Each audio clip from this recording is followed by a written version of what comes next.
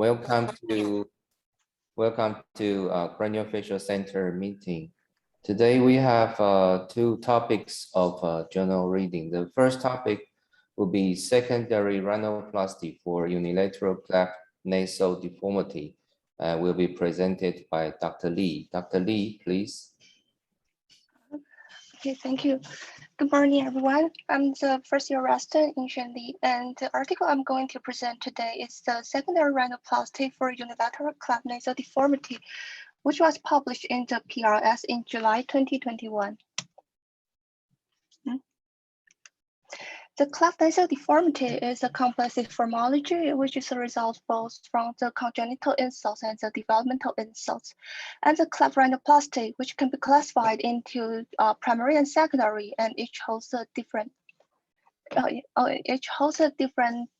surgical indication and the goals. For the primary cleft rhinoplasty, which was performed at the time of the primary cleft repair, and the goal is to improve the morphology of the lower third of the nose.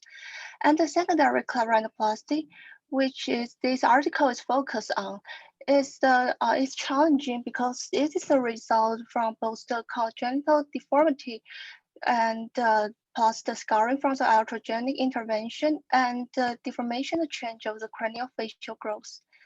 And it's the last operation in all the cleft patients management.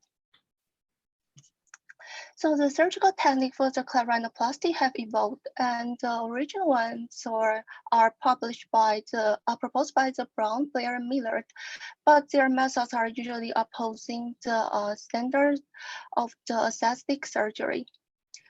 And there is no single technique that can serve as the definite technique for the secondary cleft rhinoplasty. And it is the authors believe that the secondary cleft rhinoplasty, they should be approached less so from the cleft surgeon's perspective and more so from the secondary rhinoplasty surgeon's perspective.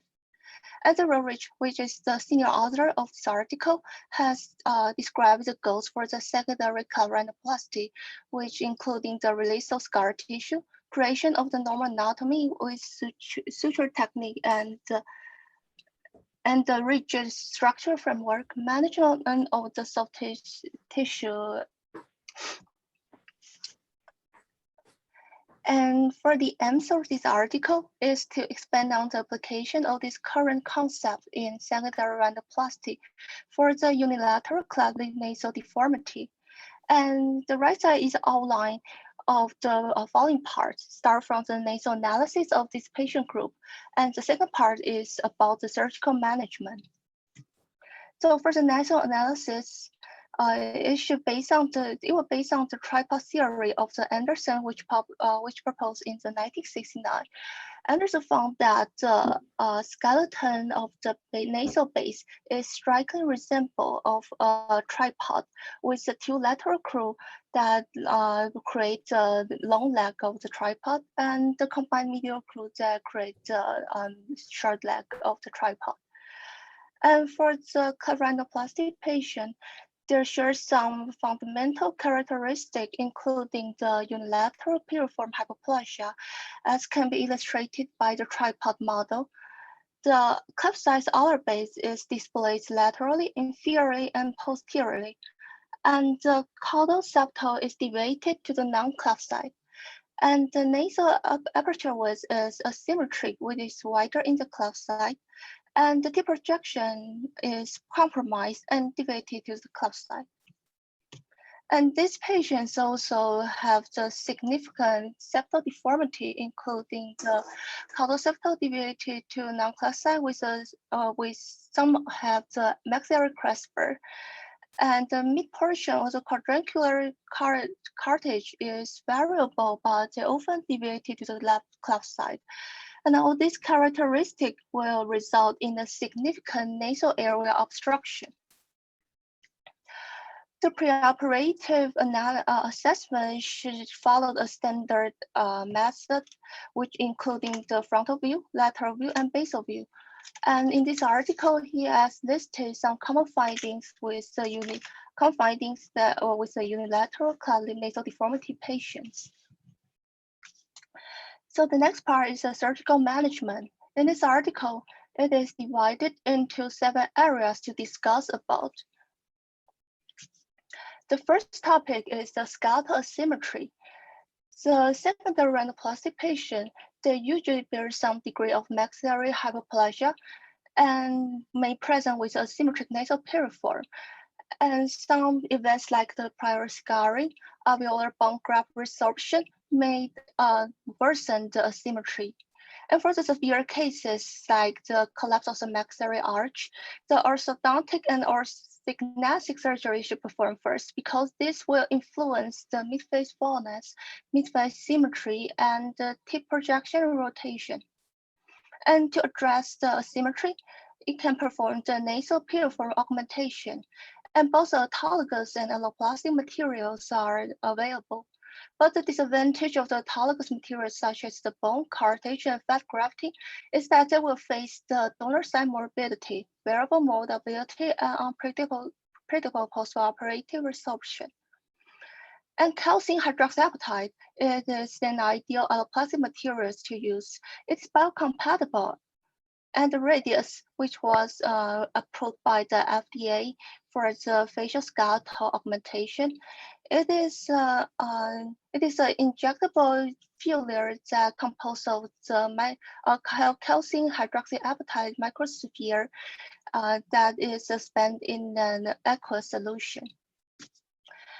And after performing the nasal piriform augmentation before the rhinoplasty surgery, which can level the foundation, then enable a surgeon to achieve a better outer base position and tip point deviation. A second topic is septal deviation. This patient also have the complex septal deformities in the dual planes, namely the dorsal posterior and the craniocaudal planes. The management is the septoplasty. It will begin with the component dorsal hump reduction. And the value of this technique is that it preserves the upper lateral cartilage and septal cartilage so that it can avoid some adverse events such as the inverted V deformity, the irregularity of the dorsal septum, and also the over narrowing of the midfold. While harvesting the deviated mid portion of the quadrangular septal cartilage, it should preserve like 10 millimeters segment in which means the L strut to maintain the structural integrity. And also, if you have to resect the osseous part of the vomer and ethmoid, it should be done with cautious.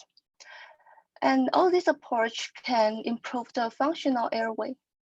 But for the higher posterior osseous deviation, because it is not contribute to airway function much, and also it poses a risk for the fracture that propagation to the cribriform plate. So it should be managed very careful with cautious. And the final part is the caudal septal deviation. There is an article that has analyzed the 15 unilateral cleft patient by the CT scan, and she found that 73% of patients that are with the anterior nasal spine deviated to the non-cleft side.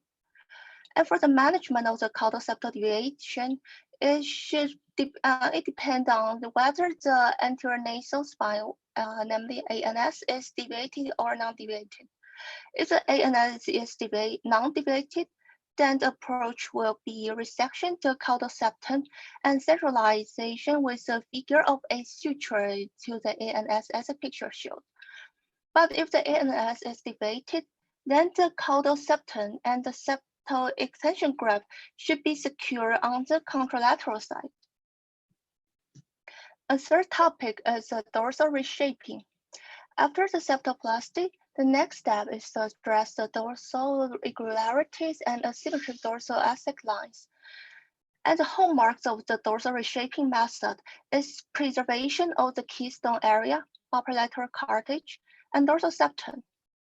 And the author used 4 R's to describe the four steps of this technique that is release, wraps, and restore. And the final two steps is particularly important. For the restore of the midvault, it used the spreader grafts to correct the dorsal septum deviation. But the author proposed that if the septum deviation is centralized with the septoplasty, as mentioned before, then it can use the lateral cartilage that is preserved from the former harm reduction to utilize as a spreader flap. The benefit of the spreader flap is that it can create a smooth, straight dorsal aesthetic lines without excessive widening of the midvault. And finally, it should narrow down the boning vault using the low to low percutaneous nasal osteotomies to close the open vault. The first topic is the tip projection. There are three forces that will restrict the tip projection, which is deformed cartilage, insufficient soft tissue in envelope, and iatrogenic scarring from prior surgery. And to reestablish the tip projection, the septal extension graft is an ideal way because they can support the tip of the tip to support the tip deficiency. And while performing this technique, you should follow the principles of the as listed on the right side, which is like wide undermining the soft tissue, release the lower lateral cartilage from the upper lateral cartilage, and so on. And the fifth topic is the tip reshaping. Dr. McComb is in 1984, he demonstrated by the cadaver dissection that the lower lateral cartilage on the cleft side were of the normal size and shape. So he concluded that the nasal deformity was from the malposition of the lower lateral cartilage. So with this knowledge, the approach will be to place the lower lateral cartilage appropriately, and while performing the cephalic trimming, the lateral crus should preserve like 6 millimeters width to maintain the structural integrity. The tip suturing consists of 4 steps. Start from the lower medial crura suture to approximate the foot place, and the height followed by the high medial crura suture to approximate the medial crura to the septal extension graft. And the transdermal suture can achieve a well-defined tip and accurate dome angulation. And the final process is the interdermal suture. They can decrease the angle of the divergence. And the soft tissue management is also important in the tip reshaping. The nasal tip skin envelope should be debugged to excise the fatty tissue and scar tissue. And for some patients, the tip graft is an ideal solution. The infratip lobular graft can provide structural support to the deficient soft tissue triangle. And the sixth topic is the alar reshaping. It's like a transforming aspect of the rhinoplasty. And the challenge in this field is that the lower lateral cartilage are usually malpositioned and with deformed shape that may misshapen the alar ring. So the management is the alar contour grafts. They can provide the shape and structure support to the alar rim and the external nasal valve. And so it can prevent the alar rim retraction and alar notching. There are 4 types of the alar contour grafts, and the difference is the length of to support the alar ring. And for the secondary rhinoplasty patient, the extended alar contour grafts and the fixed extended alar contour grafts are ideal for the kind of patient. And the final one is alar repositioning. And and the olive base and olive flare for the olive base and olive flare reduction, and to restoring the symmetry nostril seal wise, it should be proceed with the olive base medialization with seal excision, and also some patient can combine with the olive flare reduction for those with increased interocular distance. But this stage is optional because it has been done great. The olivine has been manipulated greatly from the previous methods. So here's the conclusion of this article. The secondary cleft rhinoplasty is a challenging case for severe functional dysfunction and the cosmetic deformity. And in this article, the author has proposed the current concepts, such as using the calcium hydroxyapatite filler for the piriform hyperplasia, the septal excision grafting to secure the tip projection. You combine the infratip lobule graft and the extending ocular contour grafts to define the ocular ring, and use the olive flare and base reduction to restore the normal base anatomy of the nose.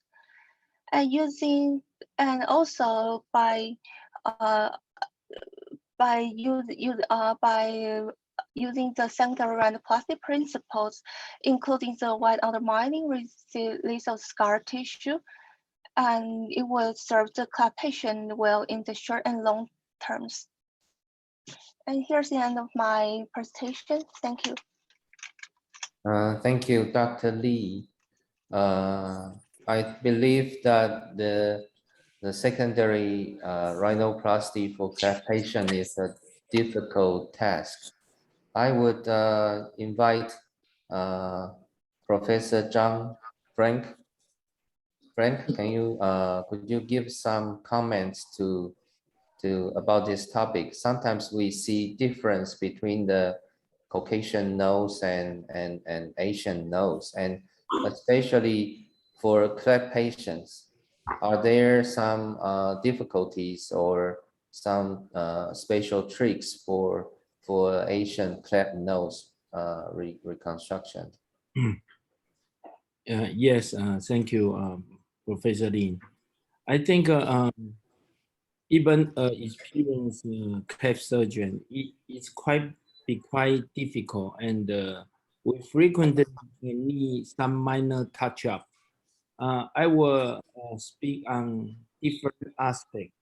The first is piriform hypoplasia. I think it's the same between Caucasian and Asian. Patient always present some piriform hypoplasia on the cleft side. There are two methods we frequently use. The first is when they have orthodontic surgery on the first stage, you can put some bone graft there. Second, while you perform rhinoplasty, you can put some fat injection. Personally, I don't know. I don't like radius because it is not available in our Changken Memorial Hospital. Long time ago, many patients presented nose skin necrosis after hypoxia. Moreover, it's not long term. The radius lasts only 7 years. After that, you should come for injection. The septal deviation when patient presented with nasal obstruction, I think it is necessary.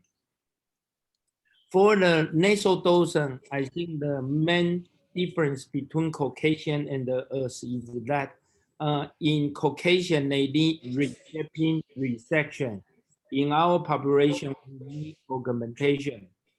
There are several options.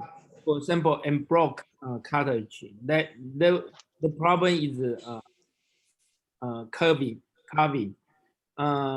Some method for prevent the carving, like some people put a pin inside, or Dr. Xiao and I will put a bone. And the other is dice cutters rhinoplasty. You can also use a piece of fat. I think Professor Low used a piece of fat for that. And Dr. Xiao also do a discology, rub it with fascia.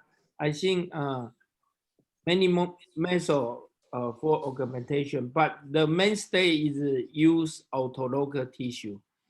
And for the tip projection is the same. You can use ear cartilage, sept cartilage, or rib cartilage.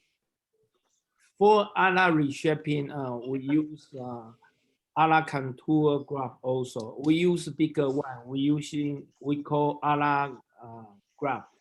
And I think recently it has we published in PRS, and ala graft can present a more symmetrical ala shape.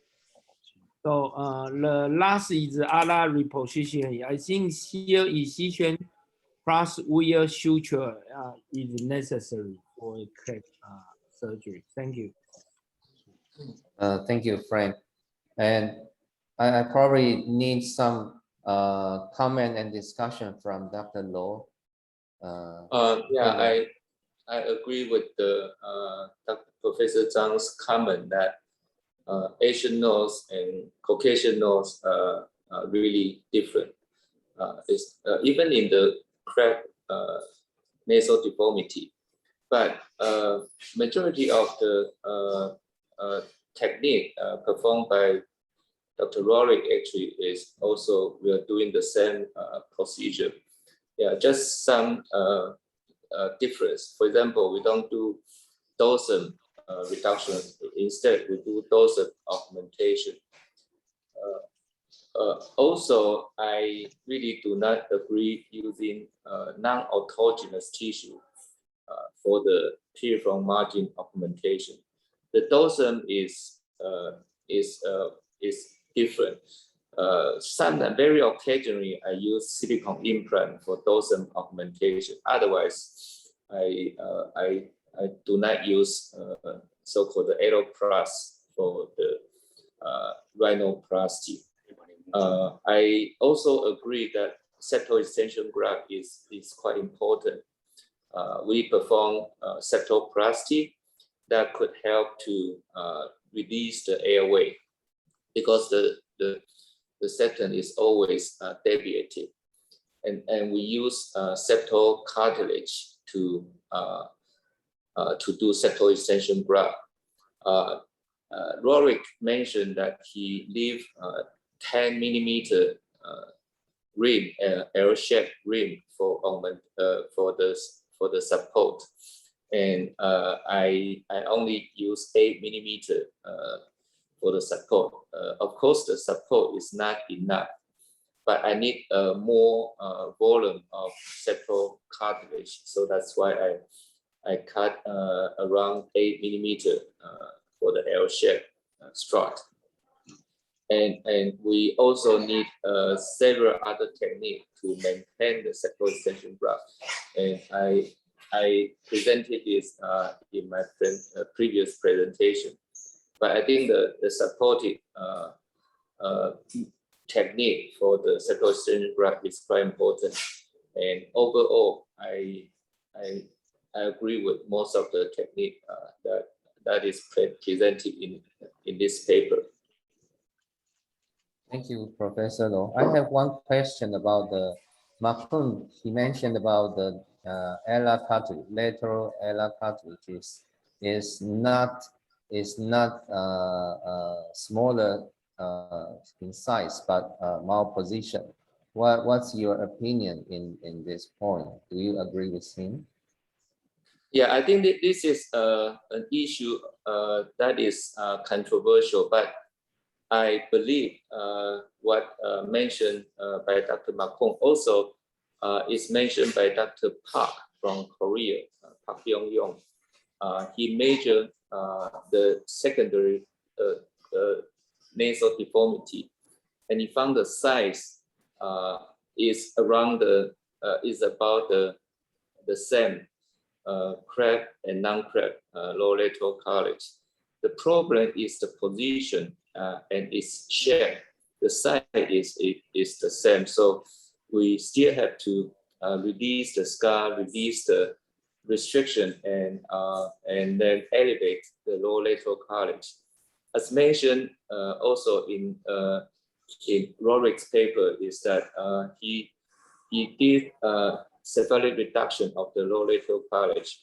And many times I would also do cephalic reduction of lower lateral cartilage because that could narrow the nasal tip, because I believe the nasal tip projection is very important. So we still have some room to reduce the lower lateral cartilage in order to have a refined nasal tip. Thank you for your comment. About this topic, is there anyone have question or further comments? If not, we may proceed to the second topic. The second article is a new concept of narrowing genioplasty, home plate shape sliding osteotomy. Will be presented by Dr. Lin. Dr. Lin, please. 听得到吗? Okay, good morning. This is third-year resident Jerry Lin. And this topic is about a new technique or new concept of doing a narrowing genioplasty. It's called home plate shape sliding osteotomy. Home plate, 那个本内板. And this article is from a local cosmetic clinic in Tokyo. And this clinic has published several articles in PRS in the past few years. And the chin is one of the most noticeable facial structures and is often targeted for cosmetic surgeries. In East Asia, a round chin is the best, and the broad and square chin is relatively unpleasing. So a V-line mandibular contouring is widely performed in Asia as an aesthetic operation. A T-shaped osteotomy is the most performed narrowing genioplasty, and which includes a central bone segment resection, plus horizontal and two vertical osteotomies, and then reapproximation of the bone. However, doing this procedure sometimes results in insufficient narrowing effect. So further resection, which may cause some problems, is sometimes needed.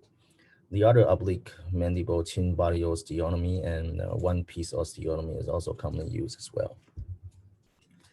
The inclination of the osteotomy line strongly affects the postoperative chin and mandibular shape.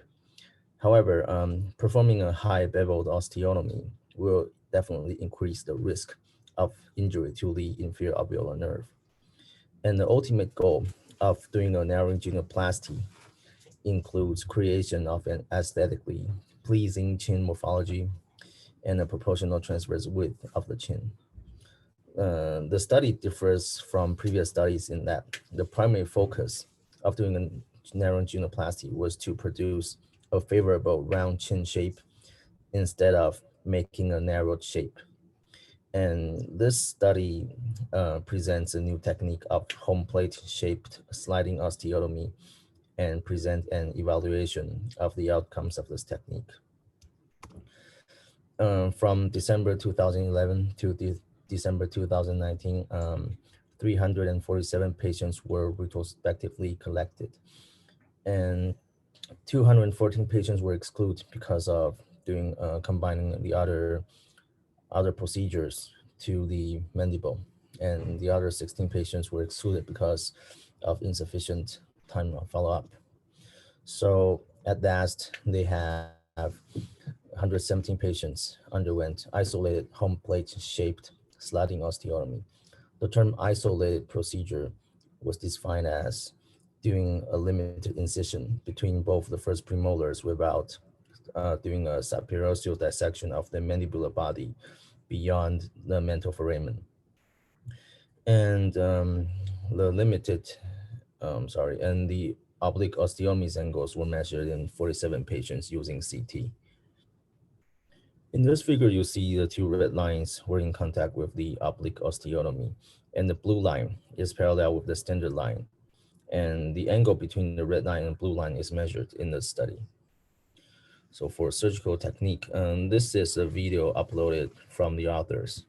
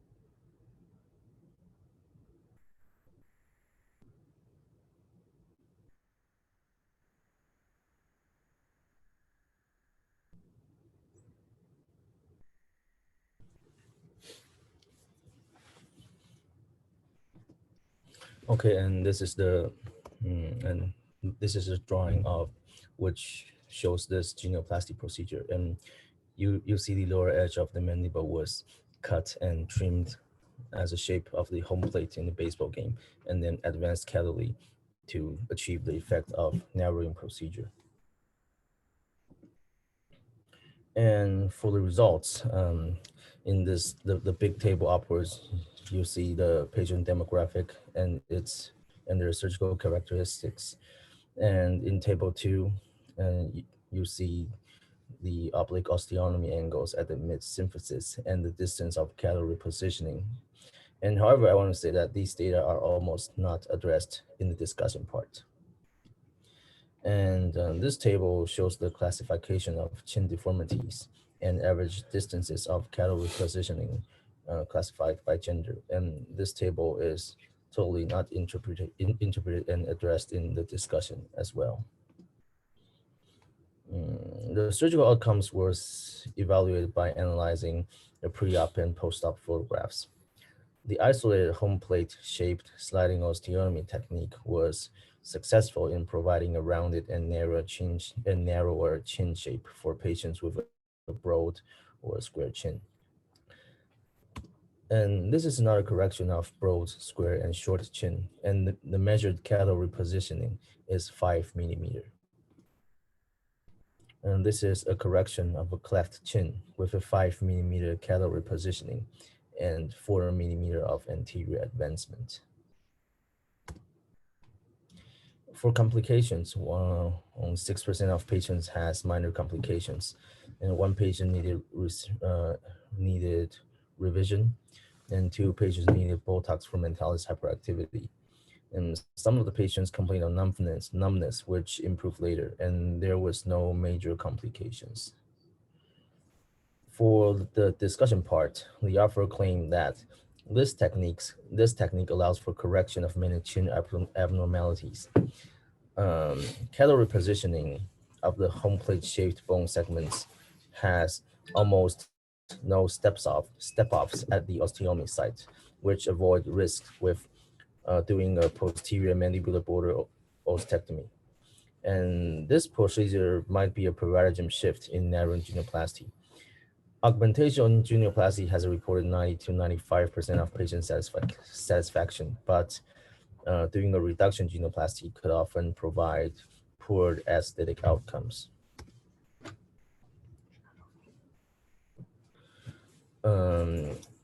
To be specific, insufficient surgical effects, chin ptosis, double chin deformity, or oral incompetence has been experienced with these procedures.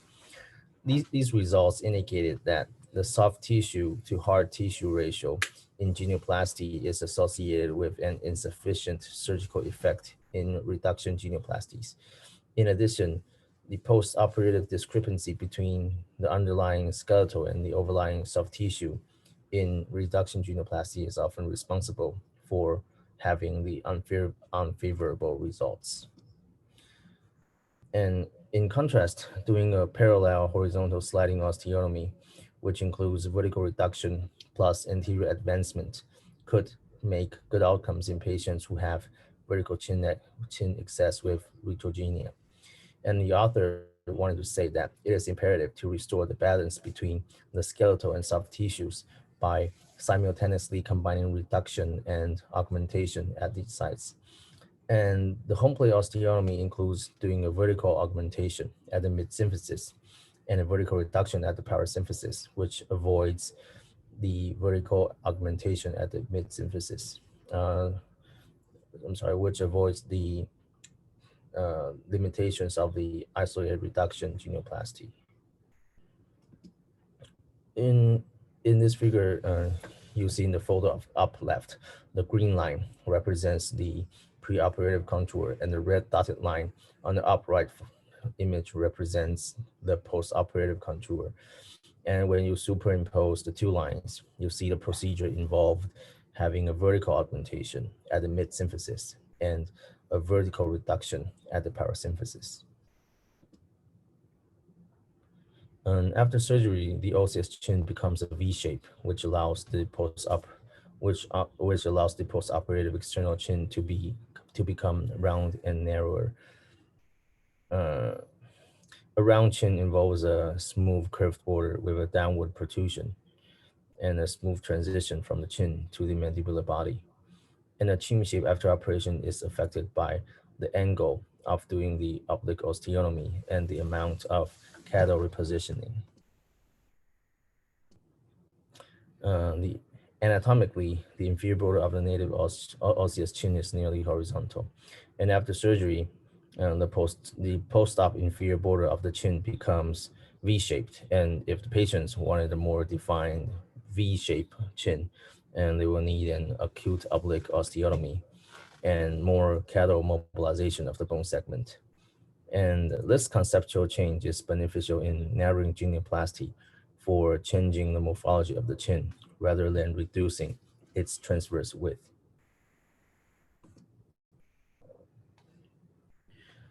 In the study, the home plate shaped bone segment was repositioned caudally at a mean distance of 3.9 millimeter. In the author experience, a cattle repositioning 3 to 4 millimeters for patients with a normal chin length, and doing a 5 to 7 millimeter of repositioning is for patients with a short or cleft chin. And this technique might be misunderstood as a chin elongation procedure, but this procedure has this versatility to allow the chin to be adjusted with regard to narrowing, lengthening, anterior advancement, posterior setback, and asymmetric or cleft chin correction. And postoperatively, the vertical height of the mid-symphysis become longer, but the vertical height of the external chin does not always become longer.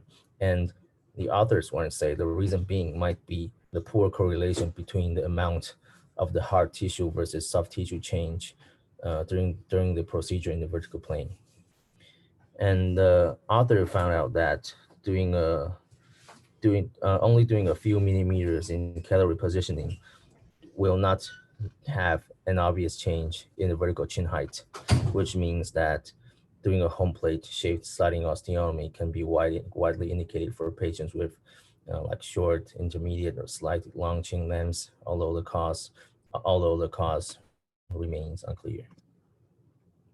There is a reported 17 to 38% of nerve injury during genioplasty.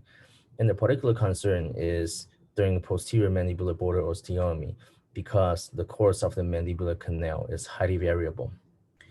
In previously reported narrowing genioplasty, the bony step-offs appears along the posterior limits of the osteotomy, which might need further marginal mandibular ostectomy and might lead to direct injury of the inferior alveolar nerve.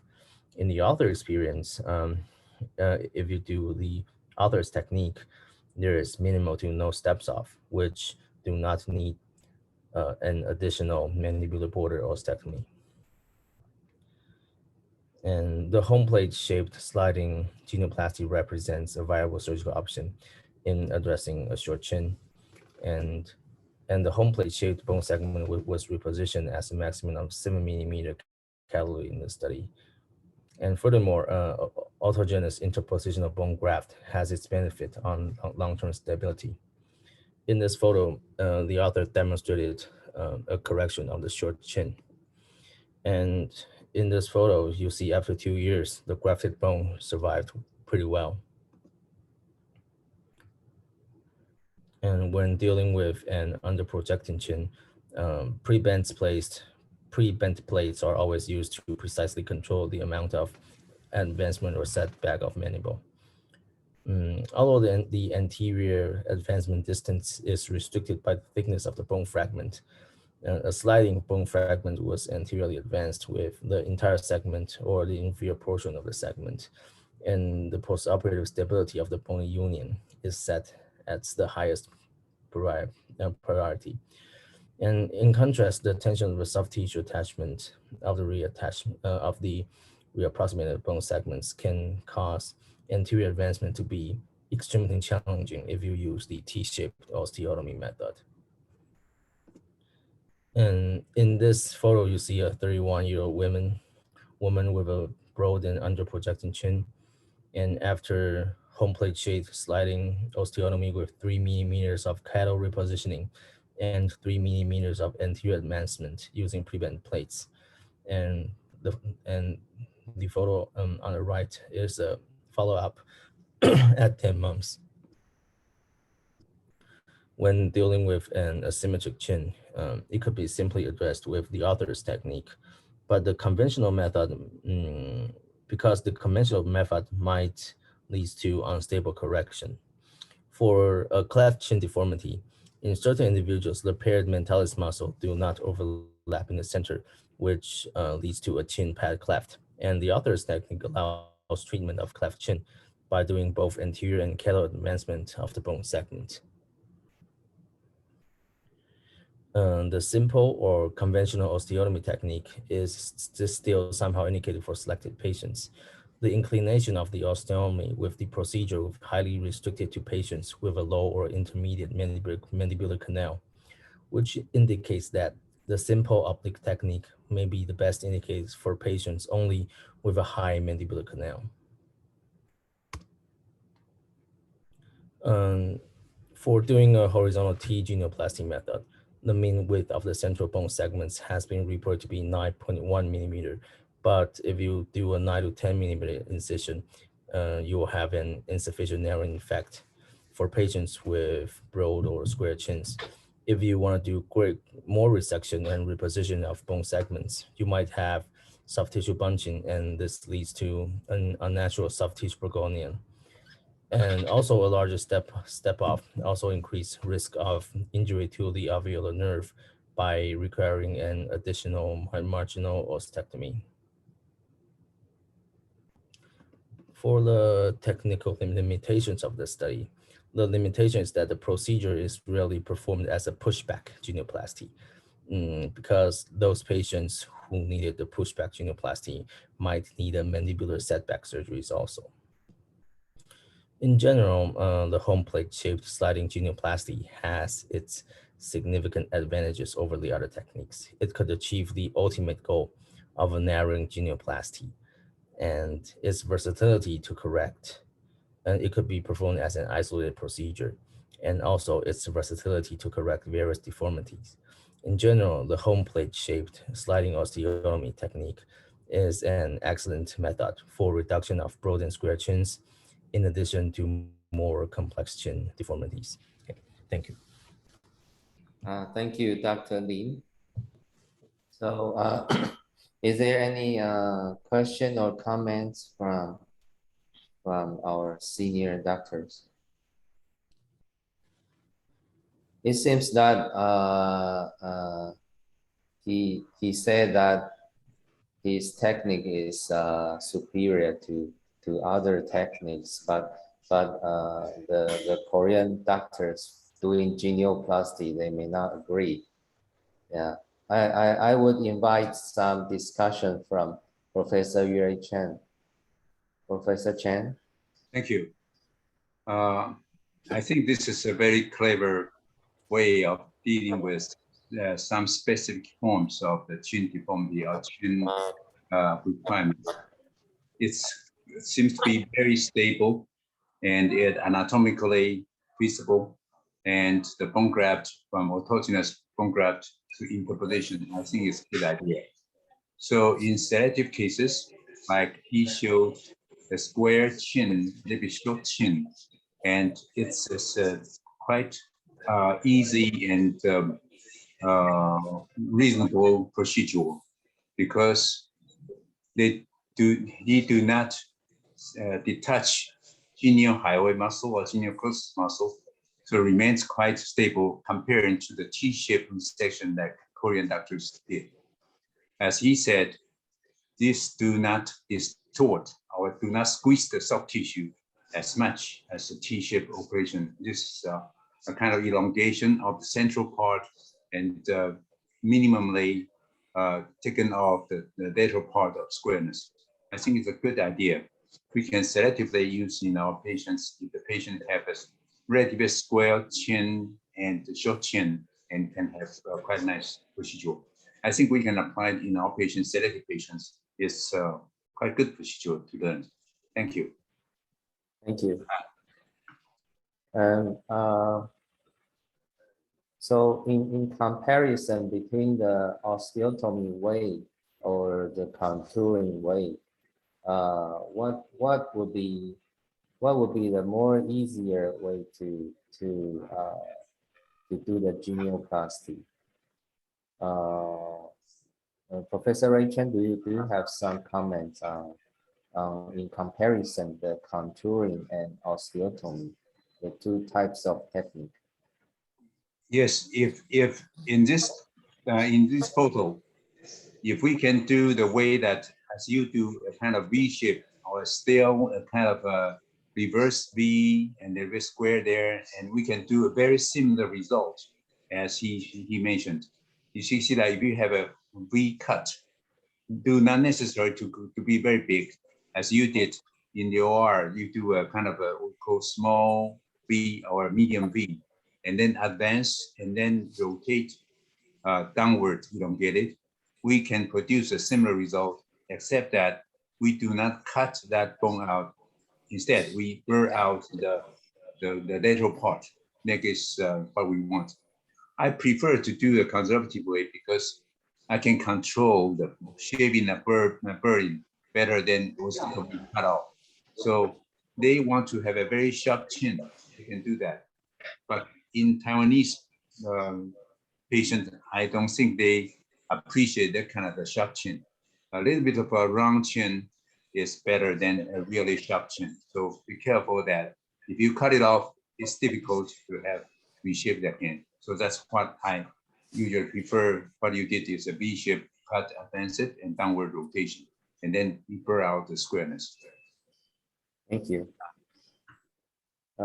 Is there any further discussion or comments? Yes, Professor Low.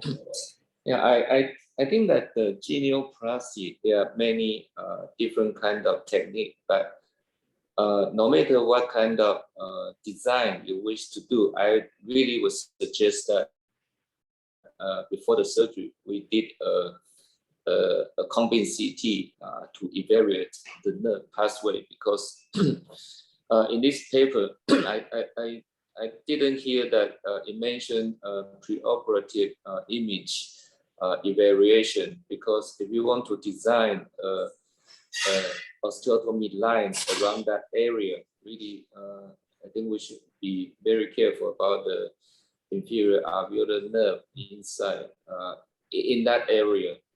That could significantly reduce the injury of the nerve and preserve the sensation. This is the only comment that I would like to make. Thank you.